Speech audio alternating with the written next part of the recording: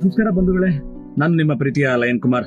ಕಳೆದ ಒಂದು 4-5 ದಿವಸದ ಹಿಂದೆ ನಾನು ಒಂದು ಅಣ್ಣ ತಂಗಿಯ ನಿಜವಾದ ಘಟನೆ ನಡೆದಿರುವಂತದನ್ನ ನಾನು ಮಾತಾಡಿದ್ದೆ. ಬಹಳ ದುಃಖದಲ್ಲಿ ಮಾತಾಡಿದ್ದೆ. ಅದಕ್ಕೆ ಸುಮಾರು ಸಾವಿರಾರು ಗಂಟಲೆ ಕಮೆಂಟ್ಗಳು, ಸಾವಿರಾರು ಗಂಟಲೆ ಲೈಕ್ಗಳು, ಸುಮಾರು 2 ಮಿಲಿಯನ್ ಮೇಡೆ ಆ ವಿಡಿಯೋ ಓಡಿದೆ. ಆ ವಿಡಿಯೋನ ನೋಡಿದವರು, ಕಮೆಂಟ್ ಮಾಡಿದವರು, ಶೇರ್ ಮಾಡಿದಂತ ಪುಣ್ಯಾತ್ಮಗರಿಗೆ ಆ ಭಗವಂತ ದೀರ್ಘಾಯುಸ್ ಕೊಡ್ಲಿ ಅಂತ ಕೇಳ್ಕೊತೀನಿ. ಹಾಗೆ ಅದರಲ್ಲಿ ಒಂದು ಕಮೆಂಟ್ ಮಾಡಿದಂತ ಒಂದು ತಂಗಿ ವಿಚಾರ ಮಾತಾಡ್ತೀನಿ. ಸ್ನೇಹಿತರೆ, ಬಸವರಾಜು ಅನ್ನೋ ವ್ಯಕ್ತಿ ಪುಣ್ಯಾತ್ಮ. ಅವರು ತನ್ನ ತಾಯಿನ ಕರ್ಕೊಂಡು 2 ವರ್ಷ ಆಯ್ತು. ಅಕ್ಕನ ಮನೆಯಲ್ಲಿ ಇದ್ದವರು ಬಿಟ್ಟೋಗಿದ್ದಾರೆ. ನಿಮ್ಮ ಅಕ್ಕವ್ರು ಹೇಳ್ತಾ ಇದ್ದಾರೆ, ಸ್ನೇಹಿತರೆ ದಯವಿಟ್ಟು ಮನೆಗೆ ಬರ್ಬೇಕಂತೆ. ನಿಮ್ಮ ಅಕ್ಕನ 2ನೇ ಮಗಳ ಮದುವೆ ಇದೆ. ಆ ಮದುವೆಗೆ ನೀವು ಇಲ್ಲ ಅಂದ್ರೆ ಅವ್ರ ಮಗಳು ಮದುವೆನೇ ಬೇಡ ಅಂತ ಹೇಳ್ತಾ ಹಠ ಮಾಡ್ತಾ ಇದಾರಂತೆ.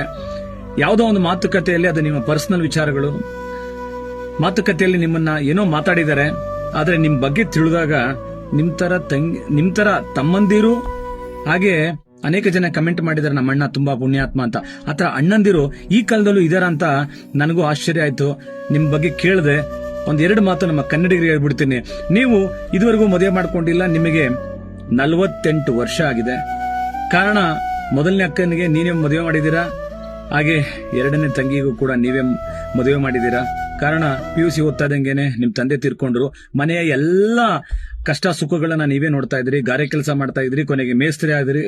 ಕೊನೆಗೆ ಇವತ್ತಿಗೂ ಇವರಿಬ್ರು ಮದುವೆಗಳು 14 ಲಕ್ಷ ಸಾಲನ ನೀವೇ ಹೊತ್ಕೊಂಡು ಚೀಟಿಗಳನ್ನ ಅಲ್ಲಿ ಇಲ್ಲಿ ಕಂತು ಬಡ್ಡಿಗಳನ್ನ ತಗೊಂಡು ತೀರಿಸ್ತಾ ಇದ್ದೀರಾ. ಕೊನೆಗೆ ಇವ್ರು ಮದುವೆ ಮಾಡಿದ ನಂತರ ಅವರ ಯಜಮಾನರಿಗೂ ಕೂಡ ಏನ್ ಕೊಡಬೇಕೋ ನಿಮ್ಮ ಕೈಲಾದಷ್ಟು ಸಹಾಯ ಮಾಡಿದೀರಾ. ಇವತ್ತಿಗೂ ಅವರ ಅಕೌಂಟ್ಗಳಿಗೆ ಎಲ್ಲೋ ಇತ್ಕೊಂಡು, ನೀವು ಬೇರೆ ಕಡೆ ಎತ್ಕೊಂಡು ಅವರ ಅಕೌಂಟಿಗೆ ತಿಂಗಳಾದ್ರೆ ಅಕ್ಕನಿಗೂ ಮತ್ತೆ ತಂಗಿಗೂ 5,000 ಸಾವಿರ ದುಡ್ಡು ಕಳಿಸ್ತಾ ಇದ್ದೀರಾ. ನಮ್ಮ ಕನ್ನಡಿಗರು ಅಂತ ಹೇಳ್ಕೊಳಕ್ಕೆ ನಾವು ಹೆಮ್ಮೆ ಪಡ್ತೀನಿ. ಕಾರಣ ಏನಕ್ಕಂದ್ರೆ, ಈ ಕಾಲದಲ್ಲೂ ಅಕ್ಕನ ಮೇಲೆ, ತಂಗಿಯ ಮೇಲೆ ನಿಮ್ಮಂತ ಅಣ್ಣ ತಮ್ಮಂದಿರು ಇರ್ತಾರಲ್ಲ, ಅವ್ರ ಕಾಲ್ ಮುಗಿದ್ಬಿಡ್ತೀನಿ. ಯಾಕೆಂದ್ರೆ ಸಂಬಂಧಕ್ಕೆ ಬೆಲೆ ಕಟ್ಟಕ್ಕಾಗದಿರುವಂತ ಸಂಬಂಧಗಳಿದು ಅಣ್ಣ ತಮ್ಮ ತಂಗಿದು.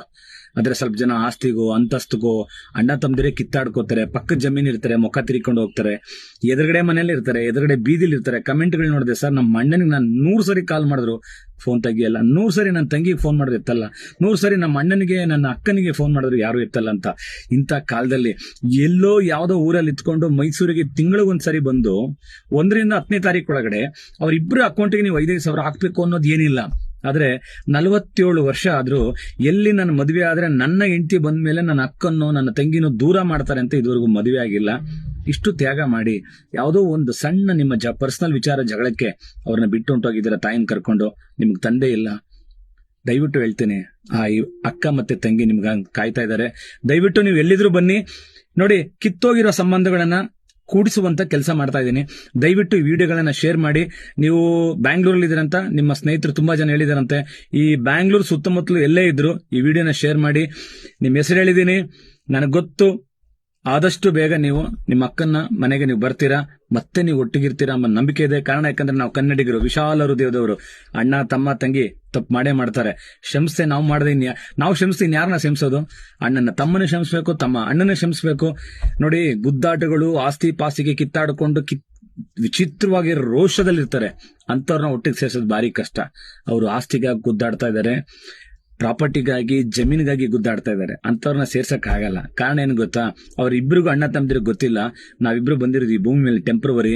ಇವತ್ತಿಲ್ಲ ನಾಳೆ ಇವೆರಡನ್ನು ಆಸ್ತಿ ಅಂತಸ್ತನ್ನ ಇಬ್ರು ಬಿಟ್ಟು ಹೋಗ್ತೀವಿ. ನಮ್ಮ ಮಕ್ಳಿಗಾಗ್ಲಿ ಅಂತ ಮಾಡ್ತೀರಾ, ಅವರು ಇದನ್ನ ಒಂದಿನ ಬಿಟ್ಟು ಹೋಗ್ತಾರೆ.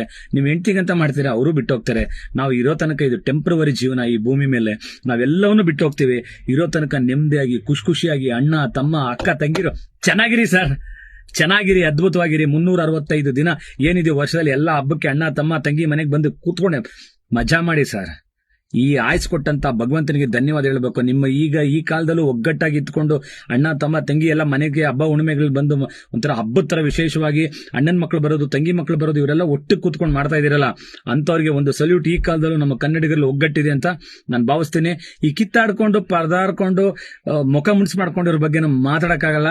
ಕಾರಣ, ಅವ್ರಿಗೆ ಟೆಂಪರರಿ ಅಂತ ಗೊತ್ತಿಲ್ಲ. ನೀವ್ ಯಾವಾಗ ಸಾಯ್ತಿರೋ ಅಂತ ನಿಮಗೂ ಗೊತ್ತಿಲ್ಲ, ನಿಮ್ಮ ತಮ್ಮ ಯಾವಾಗ ಸಾಯ್ತಿರೋ ಅಂತ ಅವ್ರಿಗೂ ಗೊತ್ತಿಲ್ಲ.